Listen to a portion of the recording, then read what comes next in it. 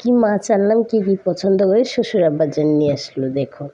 তো hello everyone, আশা করি সবাই ভালো আছে। আলহামদুলিল্লাহ আমিও ভালো আছি। চলে আসলাম শ্বশুরবাড়িতে। তো এই যে টুকিটাকি বাসুরের মেয়ে, ভাতিজি, শাশুড়ি সবাই মিলে কাজকাম করতেছে। আর এটা কি জানেন, বলেন তো এটা কি? এটা হচ্ছে জালি কুমড়া খাটা, যেটাকে আমরা বলি অনেকেই বলে মুরব্বা। এটাকে মুরব্বা করা যায়, আবার খাটো রান্না করা যায় নারকেল দিয়ে, দুধ দিয়ে। তো এটা শুধু চিনি শিরা দিয়ে যে মুরব্বাটা তৈরি হয়ে গেল। তারপরে হ্যাঁ, কালারটা যেমন দেখতে সুন্দর, ওয়াও, খেতেও কিন্তু অসাধারণ। তো এই যে রান্নাবান্না শুরু করে দিলাম। মানুষ যত বেশি তত কাজ বেশি, সেটা তো কথাই আছে। সবাই মিলে একসাথে আসলাম, ডাল টাল সবাই মিলে। বাসুর মেয়ে যে রান্না, মুরগি রান্না করতেছে, করলা ভাজি। তো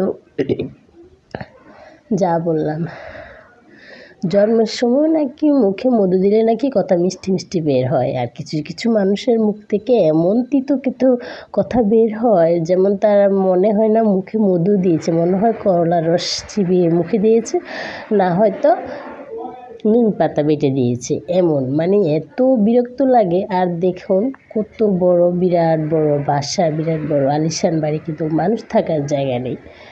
কথায় আছে না, মানুষ নেই কিন্তু থাকার জায়গার অভাব নেই।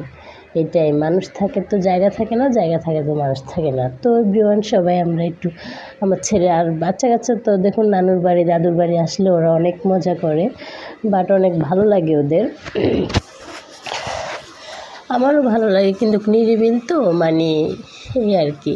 তো সব মিলিয়ে তো ভালোই বেড়াচ্ছি, কালকে চলে যাব। তো দেখুন এই যে কিছু মানুষের তিতের মতো কথাগুলো শুনলে যে কেমন শরীরটা চিপড়ায়, লবণের মতো মনে হয় যে মরিচ বেটে লাগিয়ে দিছে, যে কখন যে তাদের মুখটা সেলাই করতে পারবো, না হলে তার শান্তি পাওয়া যায় না। না, তো এই আর কি। দেখুন কত বড় বড় বেডরুম।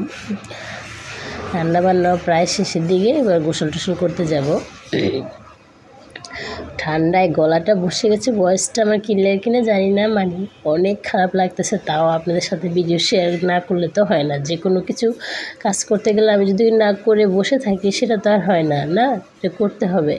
এই যে বাথরুম, ওয়াশরুমের ভিতরে ড্রেসিং টেবিল সব কিছু রাখা হয়েছে, এটাই অনেক বড় ওয়াশরুম। তো আর কি, বের হয়ে গেলাম। তারপরে ভাবলাম একটু গোসল টোসল করে শেষ করে ভাবলাম একটু ছাদে যাই, অনেক ঠান্ডা লেগেছে। আর কি আর করা, বাসুর মেয়ে এতক্ষণ আমাকে মোবাইলে অনেক কিছু শিখিয়ে দিয়েছে, তো ধন্যবাদ। আসলে সব কিছু সবাই পারা যায় না, কিছু অনেক সময় ছোটোদের থেকেও আমাদের অনেক শিক্ষা পাওয়ার দরকার আছে, আবার বড়দের থেকেও, তাই না? এই যে গাছে গেলাম, ছোট গাছে আমরা ধরে আসছে, তো খেতে তো অবশ্যই মন চায়। তো আর কি করা, একটা ছিঁড়লাম, ছেড়ে তো খেলাম, টক ডাল মিষ্টি অনেক ভালোই লাগলো। তো হ্যাঁ, সবাইকে অনেক অনেক ভালোবাসা, অনেক অনেক দোয়া।